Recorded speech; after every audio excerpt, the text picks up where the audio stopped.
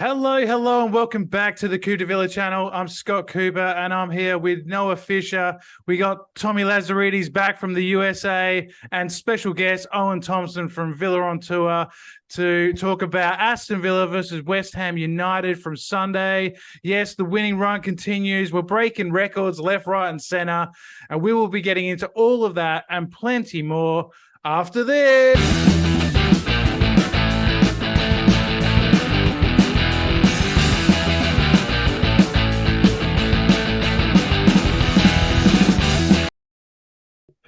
Okay, yeah, so we were back from the international break at Villa Park, West Ham. The only game on the Super Sunday was us, so all eyes were on Villa Park. And Owen, you're our special guest. I'll go to you first. Yes. You were there in the whole 10. We've all seen the Villa on Tour video with you and Max. And what was it like? The atmosphere, the performance? I just felt personally that it was probably our best performance of the season, and it must have been amazing to be there. Well, there just seems to be like a real good feel factor about the place at the moment. I mean, the international break came and went, and it seemed to go quite well. Watkins played well for England and scored. I don't think we had any injuries, and everyone that went got plenty of minutes. I think even Kamara got some minutes in France.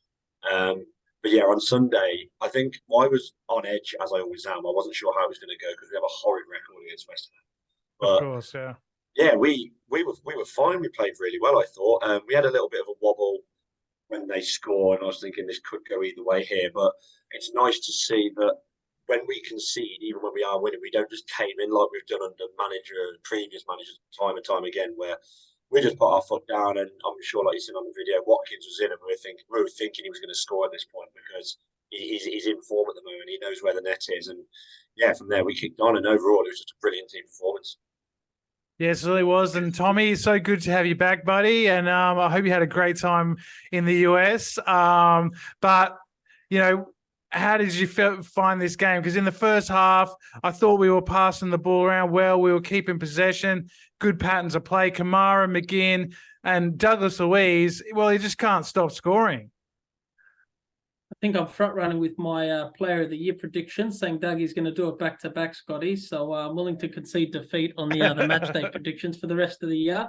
But no, phenomenal. And I think you've actually watched the post-match interview with Ollie, and he actually goes, Dougie and Kamara are just this well-oiled unit all of a sudden. To be honest, they're not really ball magnets. They're not these big physical presences, but what we have works with them, operating as a dynamic duo. So, yeah, unreal all around. I was a bit concerned when I saw the Bowen goal go in. I thought, it's one of those Jimmy goals. They've had a bit of luck. They'd mount a comeback. I think pre-Emery, I would have backed any other team to probably come back, right? Even, bring it down to 2-1. But just reset, recalibrate. That's the Emery way. Tweak in-game if needed. And again, I think just really want to touch on that. We are doing so well considering the key outs that we have, right? Like we are, I wouldn't say probably are overachieving, let's be real. Ollie's found his shooting boots. So many touch points. I'm going to share it, let everyone else share it, but glad to be back. Obviously, like I said, I've missed it. Looks like Villa are still winning, despite me getting back last Friday, so there's been no jinx. May that continue. Awesome. And Noah, yeah, it was just a fantastic performance, as I said earlier. And like Tommy touched on, we've had sort of defensive fragility in the past, like especially like losing goals in clumps, and we saw that against Newcastle first game of the season where, one went in and then another couple went in like not long after. But I just think like Konsa is raised his game to a totally new level. That moment where him and Antonio were muscling for the ball and he just shielded the ball off him. We're just looking so compact, so well oiled, and it's down to Emery, isn't it? It's down to the master himself. Happy 1 year to him too. I think it was yesterday. Celebrated his 1 year anniversary. In charge of Aston Villa, and it's quite remarkable. We 17th when he took over on like 7 points or something. We were just terrible under Gerrard, and then to think that we're third or fourth in 2023 in terms of points, it's crazy because obviously people expect a new manager bounce, like in terms of when he comes in, but he's done it for 12 months, and players just keep improving, and he hasn't really he's added bits and bobs to the team. We know that, but he's made the players that we had just even better. I mean, he's made Watkins was good, but I think now he's like staying between the posts. He's not drifting out wide as much. He's just made him a better player. And I mean, look at Luiz adding goals for his game, which is something he didn't quite do before. Yeah, I mean, Owen, like I know you guys in England got this Sky Sports interview with Ollie Watkins, who we've seen clips of, where he spoke about Emery telling him to be more efficient with his runs, maybe not sort of press all over the field like he was before, and just stay in between those sort of widths of the goals, and make certain runs for certain players and this sort of thing. And this sort of attention to detail is something we certainly didn't have under Gerrard, and Emery's just unlocking something in these players that a lot of us probably didn't see. Yeah, I think, like Noah mentioned, the biggest impact I've seen is the way that the players that we had before have come on leaps and bounds. Like Kane McGinn, for example, he has always been a staple at Villa and has always had a good game in him. But like Luiz has now managed to find the net multiple times this season, I think already 2 or 3 times in Europe as well. Luiz is banging form at the moment. And I think a lot of it comes down to, I think the midfield is where we are winning games at the moment. Yeah. I think if the midfield 3 play well, then we are going to win the games. Whereas you look at, say, Wolves, for example, we struggled because the midfield, McGinn was getting worked up over not a lot, and the whole thing was just a bit jolted, and it wasn't flowing like the machine that Emery wants us to be. Konsa still goes under the radar by media and everyone. I think Konsa is sensational. He won the penalty just through sticking around and putting his all in. And I've seen some stats on Twitter about Konsa's performance again, and it was just top score again. But he just does it under the radar. No one seems to notice. And there you go. Obviously the goal we conceded was a bit rough, but yeah, everything he's just ticking over nicely at the moment. Yeah, absolutely. I think Konsa is just one of these players that he's calm, he's collected, he reads the game well, and I think him and Torres are growing every match, Tommy. I think Torres, he was unlucky with the goal deflected off him, but he's got such a range of passing. He's so calm on the ball in this possession style that was Emery's trying to implement. And I just think when you've looked at these 11th games in a row, that we've won at Villa Park, the amount of goals we've conceded I think it's only 5 goals or so, maybe. Funny you say that, Scott. Okay. There's no Coupe de Villa quiz. So the last 11 home games, Eddie's, we are plus 25, conceded 6, scored 31. Wow. There you go. It's a Noah stat for you. I saw it on Facebook and I started adding all the numbers up. Noah's proud right now. I'm happy with that. That's good. That's great. And and I also think, Noah, about the midfield, like Owen touched on before. We're getting so much more out of these guys that that we're not putting our defense under pressure. We're not having teams run through us. I mean, Pedro Neto maybe the other week causes a few issues, but I look at maybe like Dean Smith teams and Steven Gerrard teams. We used to get cut open quite a bit through that midfield, and it's locked in now. I mean, you look especially the way we played under Gerrard, it's almost exactly the same midfield.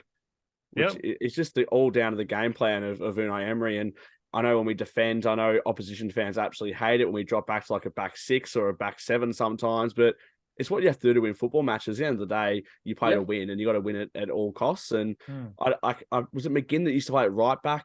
Used to cover it right back when under Gerrard. It was a weird system. It was weird, but what we're doing now just seems to be working.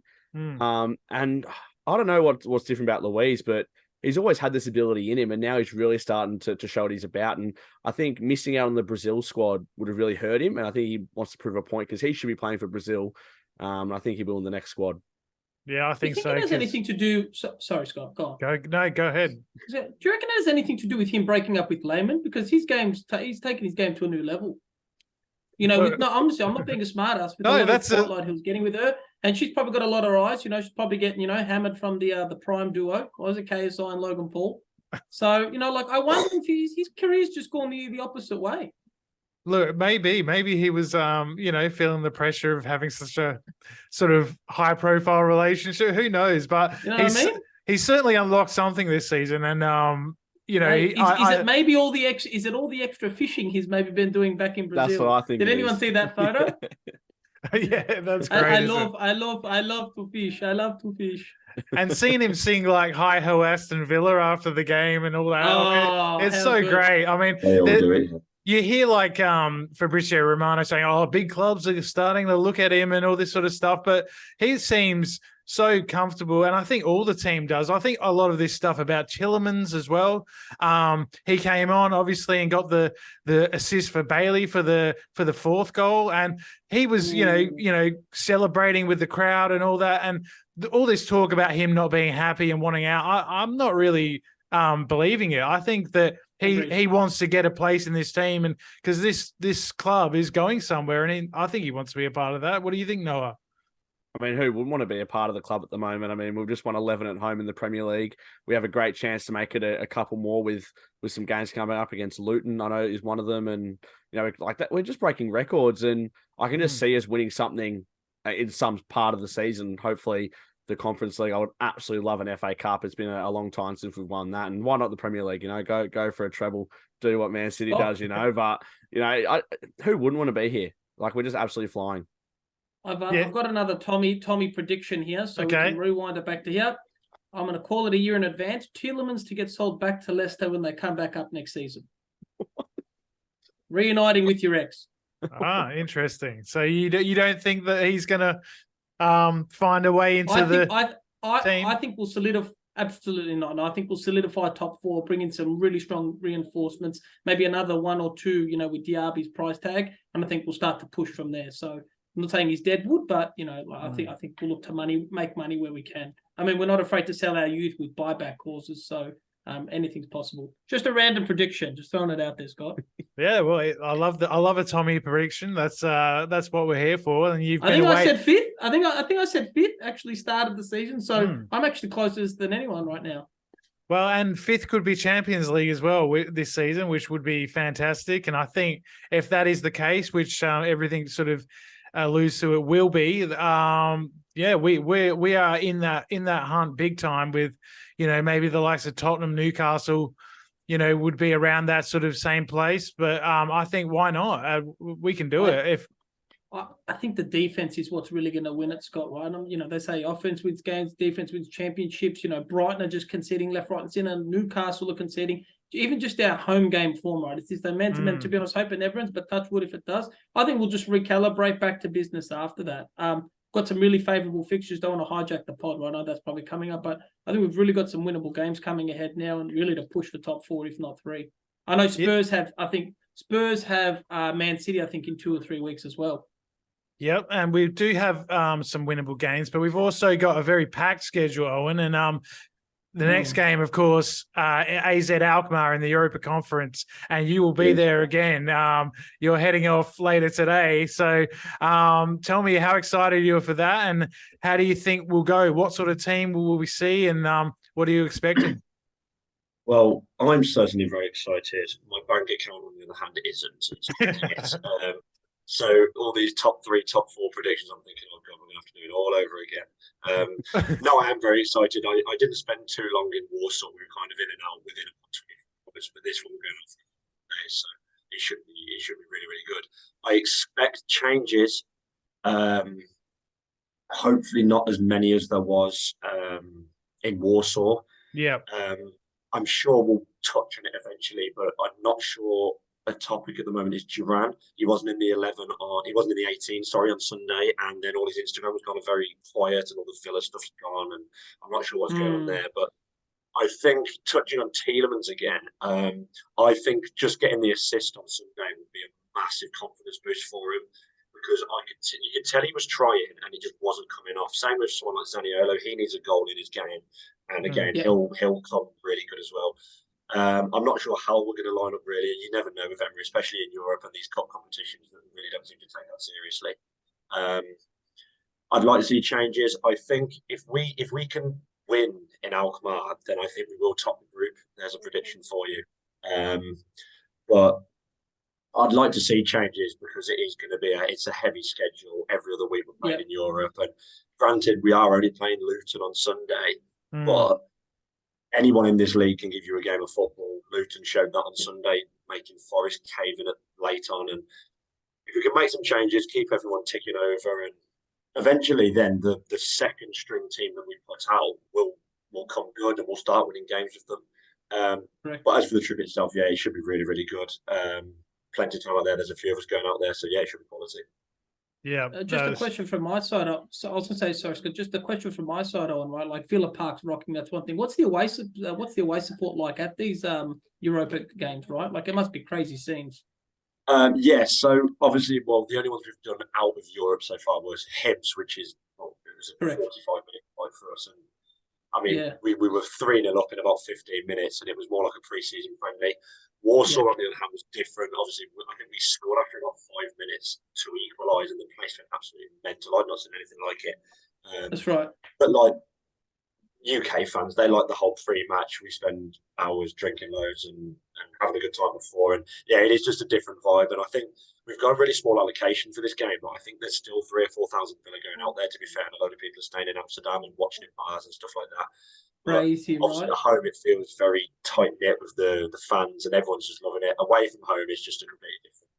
It's just crazy for away games. What's the process like to score tickets? Because again, Villa fans would be mad right now, right? Trying to go to it's already changed. It's for like normal away games. It's just however many you did in previous seasons, whatever. However, for this one, they changed it and they said you can have a ticket if you did Scotland and Poland. And there was only about 600 that did that with a 900 allocation. So everyone that did both was able to get one. And then they kind of just went, well, there you go. There's the extra 300. Fight amongst yourselves for them. Yeah. But I don't think anyone. Any shout outs? Any shout outs to people if you're trying to score a ticket to the away game? If there's any last minute ones, you recommend Owen? Come on, tag us. I'm not flying in from Australia, honestly. It's too much. The Europe games, they print your passport number on the tickets, so the Europe games are slightly different. Normal away games, no one would know. There's all, I'm sure. But yeah, the Europe ones, they're really hot on it, and in Poland, we have to take up the game and stuff and show them. Wow. Oh yeah, of course. AZ Alkmaar had some issues last year with the West Ham fans. There was some crowd trouble in that game. So fingers crossed. Yeah, you're right. Hey, now fingers crossed. Fingers crossed. It's there isn't any issues on Thursday night, but no. But it's really exciting for Villa. I think this schedule is going to be tough. I think coming back. Thursday, Sunday, Luton are sort of improving, and I don't think that's going to be, an absolute whooping. I think it's going to be a fairly tough game. They're going to sit back. They're going to defend. They're going to be physical, play some direct long balls, and, try and, test Conser and Pau Torres physically, the likes of Morris. And these guys are, big dudes, and they're going to, throw their weight around up there. So, it's going to be a different sort of test, but I wanted to touch back on the game against West Ham and the third goal especially, because I think that was a special goal. And, Owen obviously was in the whole 10, which exploded after that one.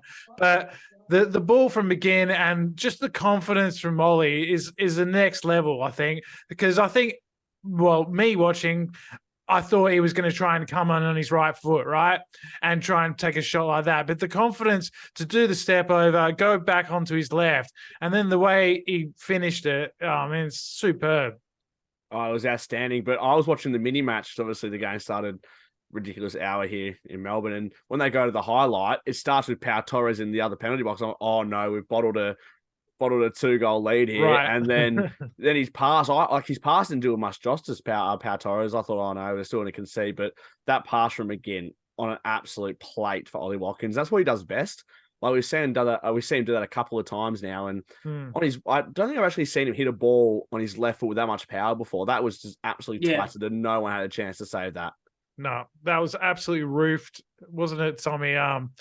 You did famously say that Ollie Watkins would be sold at Christmas about at the start of last season. Well, I think he'll still be sold maybe end of season, but at a much higher price tag. I think people are quoting 100 million. So I'm just saying.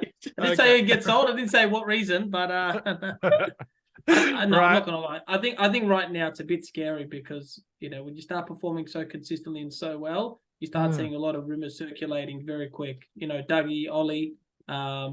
It's a good time, and I think let's just make the most of what we have. But I think it's going to be an interesting few years ahead. And are you won over by him, Tommy? Now, do you think he could be the long-term striker? Yeah, you've talked a lot about we're going to bring in a big name. We're going to break the bank. These owners are really ambitious. We're going to get someone big. But do you think we need someone like that, or is Ollie the answer? I think Ollie might be the answer, Scott. Yeah, there it is. We've converted him. We've done it. Well done. He's converted. No. Tommy also wasn't a fan of Luiz. What? Yeah, that's true. I expect him to start back to back. It's funny, right? I remember I said Ollie will be sold and Gerrard will be gone mid-season. So Gerrard's probably going to be gone from his second club, and Ollie's still at Villa. So, double prediction. But I saw Gerrard was playing in front of 600 fans, his side on the weekend. So it's a bit of a fall from grace. I know he's got the big bucks, but wow. I think that just shows money talks.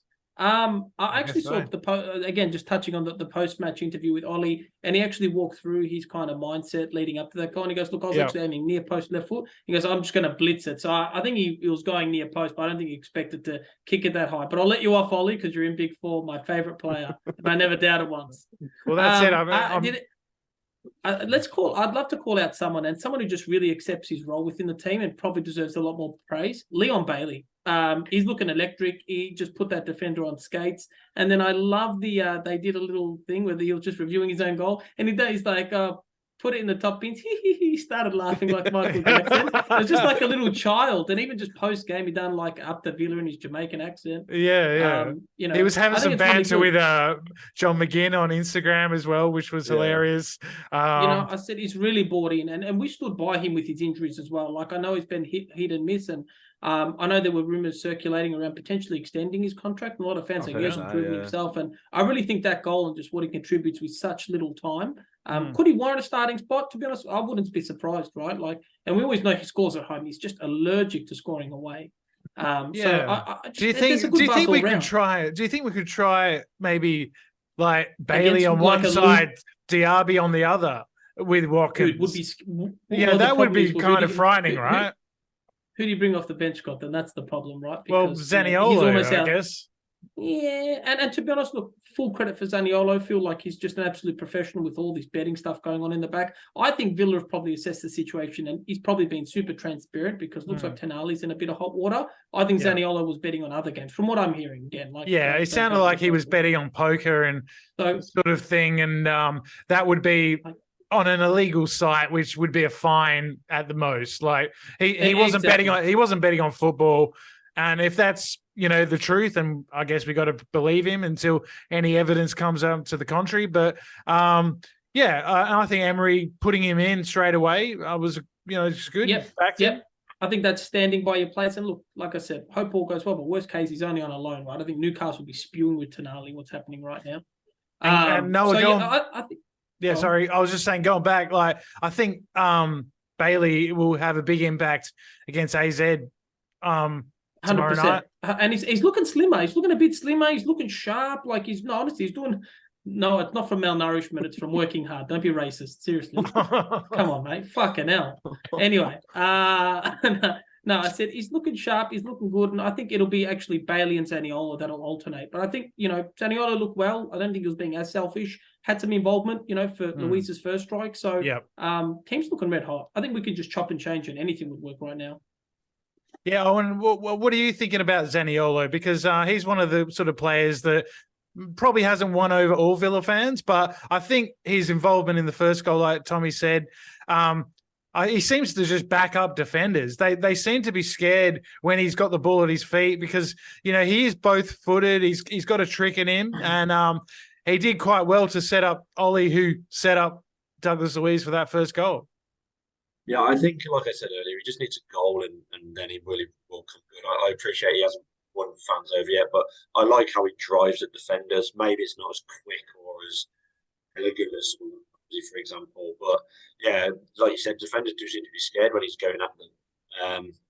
I think on Sunday we just had it set up perfectly. Zaniolo obviously set up the first goal, and he was kind of just in and around the game. And then once he went down with that head injury, whether it was, I don't know what happened, I didn't probably see it back, but that was the time where everyone was like, right, we throw Bailey on now and he'll run around and cause some absolute chaos. Touching on Bailey also, I think he just needs a goal away from home, and he'll be fine from there. I don't know how long's he been there now, 2 or 3 years now, and he still hasn't scored away, which is an interesting statistic. But crazy. Yeah, I think he had it bang on Sunday with Zaniolo and Emery. I think he will come good, Zaniolo. And again, if not, then he's only on loan, so that's not a massive problem on our behalf. But that's right. Yeah, and we've got, of course, Jacob Ramsey to come back in that position as well. Noah, plenty of options coming back in the next few weeks, by all accounts. The squad's just going to get deeper and it's going to get better, and the bench is going to get stronger, which is something we really haven't had maybe until this season. Yeah, I find it quite remarkable that we've still got so many players out. Like Moreno's out, but Digne's doing such a good job at the moment. Full credit to him, the way he's come in. He's just done his job. And that's something we haven't quite seen from him for, I guess, since we really had him. He's been really inconsistent. But this season, credit to him, he's just done his job to perfection. He loves putting the ball in the box. I think we're probably the team that crosses the ball in the most in the league. I wouldn't be surprised. Probably 90% of them from Digne. Yeah. But Moreno, we seem to use that left side a lot. A lot. But surprisingly, with Diaby on the other side. So I thought we were probably going through Diaby a lot more. But, I mean, Digne, his delivery, when he's on, is just to perfection. I mean, he would be getting games for Barcelona if he wasn't at a high quality.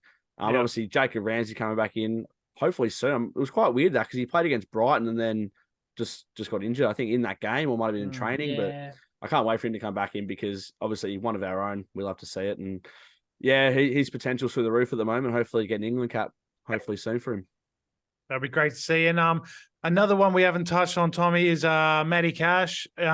Just a consistent performer, I reckon, this season. I think he's taken his defence and especially his work with the ball to another level this year. His final product, his ability to overlap, his link up with Diaby on that side is massive. It allows Diaby to drop into those sort of spaces in between the midfield and defence, and just leaves just acres for Cash to get forward and get balls into the box.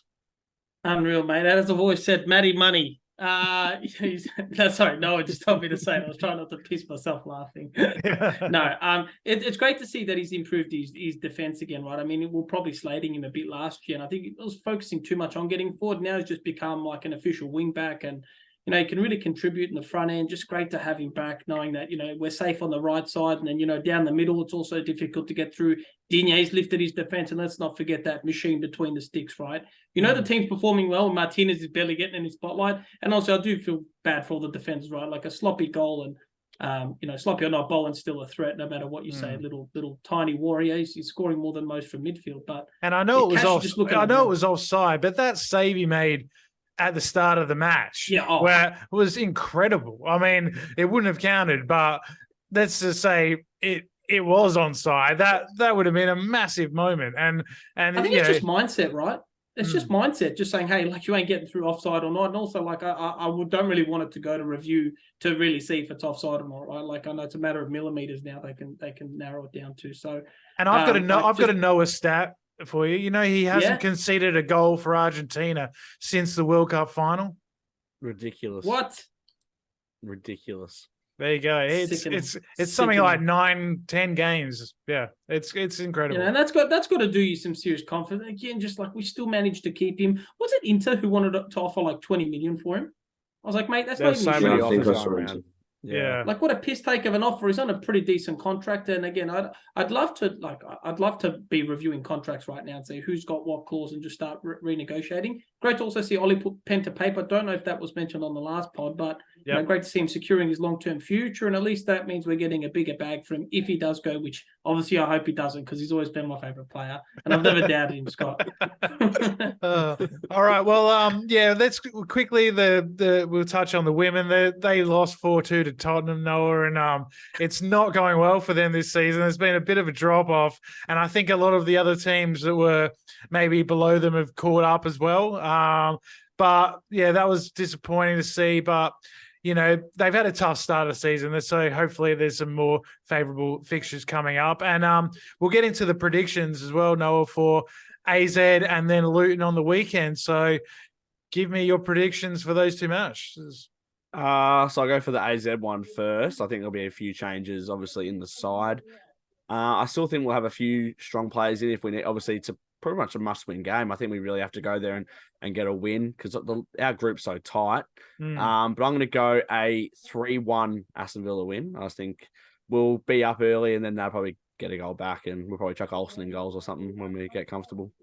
But then for Luton, again, I think it's going to be a really tough game. It's the Ross Barkley revenge series. He's coming back and he'll probably want to do something massive against Aston Villa. But again, I think we'll win. Marvellous Nakamba as well. Yeah, of course, Marvellous. If again he goes there. There, sorry. But I think again we'll just do an easy, probably 2-0 win. I think we'll score early and score late, and then just control the game. What about you, Owen? What is your prediction for the two games coming this week? If the game in Alkmaar goes anything like the game in Warsaw, it's just going to be just complete chaos for 90 minutes. I will go 2-2 in Alkmaar. I think it could be end to end. There could be goals all over the place. I'm not really sure how it will come out, but I'll go 2-2. And then the tough challenge of Luton on Sunday, I think we'll win 3-0. Okay. And yeah, Tommy? I think we'll be fairly good. Fair enough. Tommy? I think against Alkmaar, it's going to be 1-0. I think it's going to be an absolute dogfight, and I reckon it'll be some last-minute goal again. I can see it happening. So I reckon 1-0 Alkmaar. I'm going to go with Owen. I'm going 3-0 to Luton. Us against Luton. I think we'll manage to keep a clean sheet. Okay. Well, I think it'll be a high-scoring game in Holland. I'm going to go 3-2 Villa. I think we might just pip it. And I'm going to go for something crazy here, Noah. So this is a big prediction. 6-0 against Luton. I'm going 6. We've just spent 20 minutes. I was saving that for the Forest game. I was going to go 5-0 against Forest. So I'm giving away. I just think we're playing so well. I think it will be a tough game in some respects, but I do think. Say that now. Look, it'll be a tough game physically, but I think we will batter them. I swear we've just said how it well might they're be like playing. It might be like 1-0, 2-0 at halftime, and then we'll sort of open absolute the floodgates. system at second half. Mate, if that's the case, put it down. I'm gonna triple captain Ollie in fantasy just because of that, Scott. Okay, I can't run the risk. Mate, I swear we're just saying how well Luton are playing, and then we were expecting them, and then you just go do that. Look, I'm sorry if there's any Luton fans watching, but I highly doubt it. So, but yeah, no, 6-0. Let's ride down. You know, why not? Fair enough. I hope the Villa headline is marvellous win for Villa.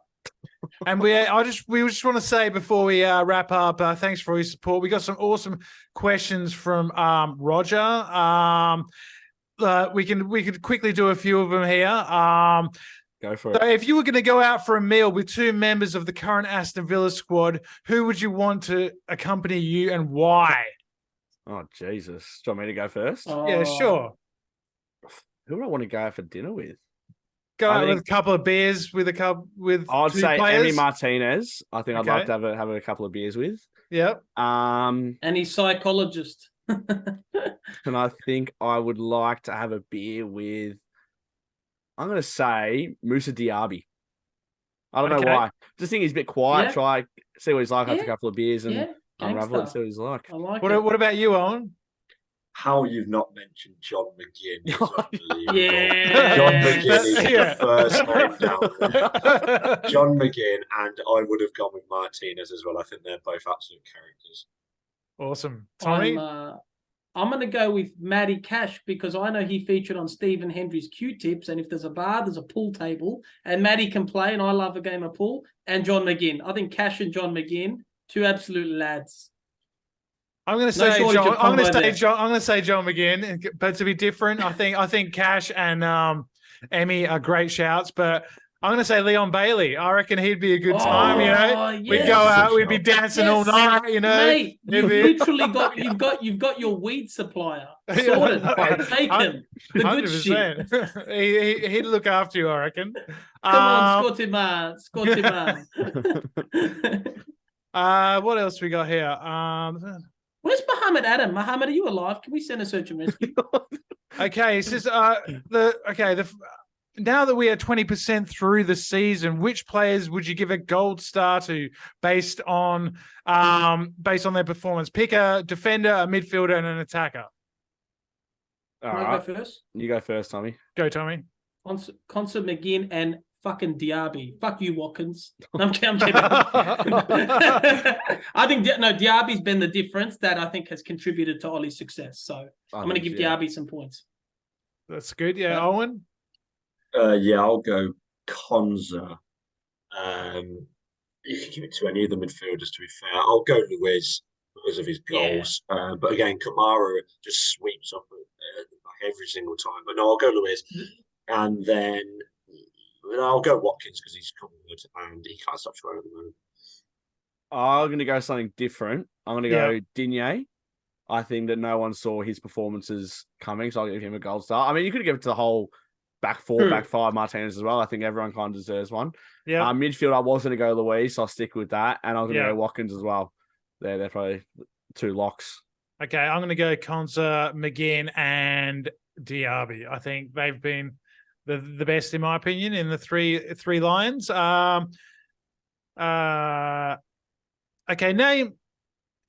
Name two players currently playing in the Premier League who you would love to see running around for Aston Villa. So realistic options, it says. It says one realistic option and one fantasy, just like. So for the crazy. Fantasy, we could just all we can all just wipe Jack Grealish off then. Or is that realistic? He's not coming back. I think it's more realistic than fantasy at this point. But he's coming back. It's well, I'll go first. I think fantasy would be Holland. For me. But a realistic one. Who's someone that could really? I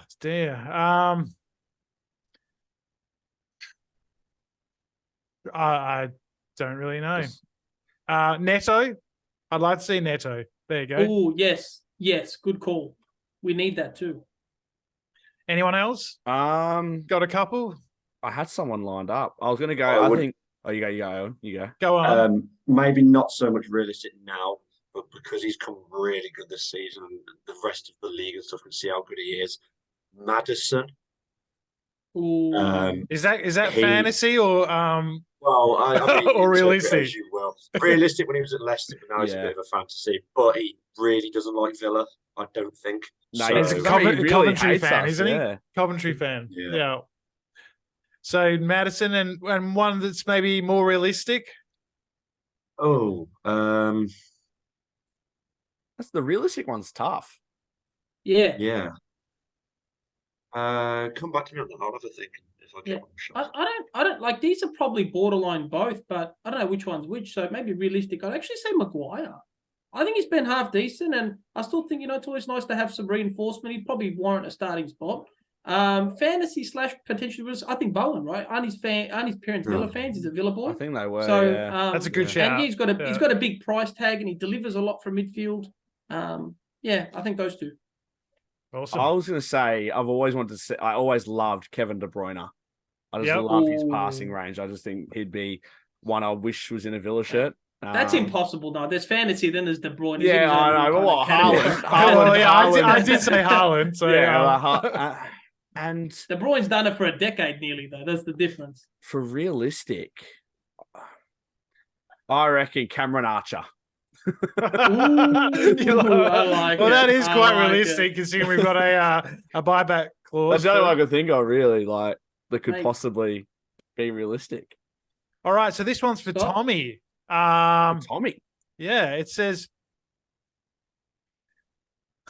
okay, a genie pops out of Tommy's magic hat and gives you the option of Aston Villa winning the Premier League or Australia getting to the quarterfinals of the World Cup. I Which think one would you choose? There's only one answer Wait, here. I'd like to see what Owen thinks. Let me consult, only because Australia. So just so you know, right, when I die, I want the Socceroos to lower me to my grave so they can let me down one final time. Villa winning the Prem. Yeah. No, Villa winning the Prem. I think it's unanimous. Yeah. Australia's on my remember, Australia's on my passport, but Villa's in my blood. There's a difference. Yeah. Okay. As much as the scenes of the Socceroos doing well in the World Cup would just lift the nation, I cannot turn down the chance to see Villa win the Premier League. Yeah, I'm the same. They tune in. Yeah, I'm more of an England fan when it comes to international. But I do support the Socceroos. They're a close second. I always have, because it's been a very soccer for many years, especially when I was growing up, was looked down on in this country, and the Socceroos was always the team for the migrants and all that. I've always supported Socceroos, and I would like to see them do well. But Villa winning the Premier League, 100%. And this one's the last one we'll do, and this one I think is a fun one.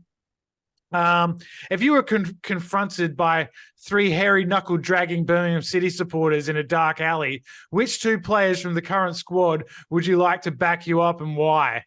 Oh, Jesus. Whoa. I already know. I'm gonna go with the Bash brothers. I'm gonna go with Mings and Consta. I don't think there's anyone else that I want behind me than them 2. I was thinking I'm gonna go Mings and Carlos. I reckon Diego and Carlos could look after himself. Yeah, I definitely think a fit Mings and Carlos would be unbelievable. But I just reckon John McGinn would run through them like no tomorrow as well. Yeah, John McGinn came to mind. Yeah. No one said Kamara. The guy literally cleans up everything for a living.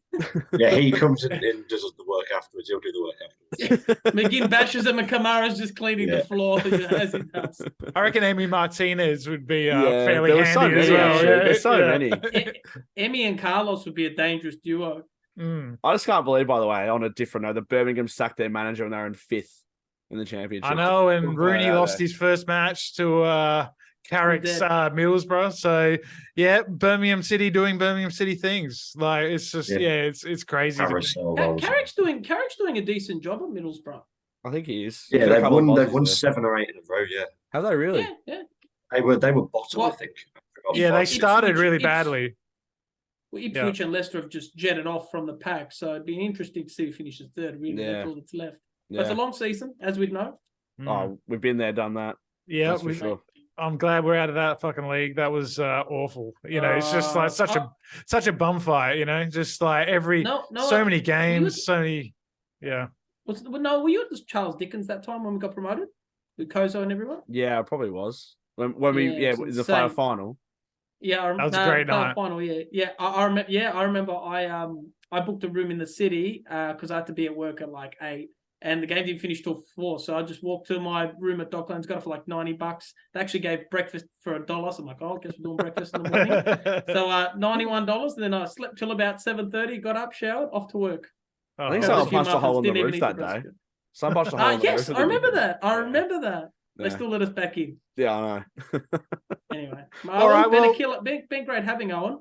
Yeah, thanks, Owen, for coming along as always. Have fun in Holland and take care and make sure you have a good time over there. And you're welcome back anytime. No, nice one. If you see any tickets without a passport number on them, they're not legit. I'll send them your way. There you go. See, you learned something new. All right. Yeah. Well, thanks everyone for watching. Please like and subscribe and tell your friends. You can listen to us on Spotify as well. Yeah, and if you want to leave any comments like Roger did, any questions for us, let us know and we'll answer them next week. So until the Luton game, we'll up the Villa and we'll see you next week. Adios, the Villa.